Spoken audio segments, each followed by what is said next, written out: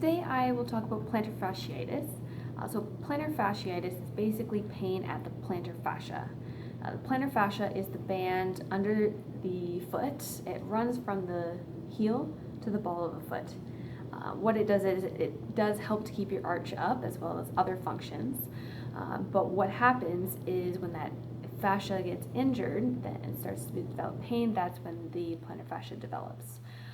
So it can be from the mechanics of the foot, which is what mostly I see. It can be from other things, but I will focus on that today. So what happens is if somebody has a low arch or a collapsed arch, it pulls on that band, and then that can create pain. If somebody has a high arch, that can create pain as well. It might reduce your shock absorption, or with a high arch, there might be more tightened or shortened plantar fascia. You may also hear the term plantar fasciosis. That is similar to plantar fasciitis because, the fasciitis is more of an acute injury, so that's short term, a lot of inflammation, where the fasciosis is more the chronic injury, something that has happened over the longer term.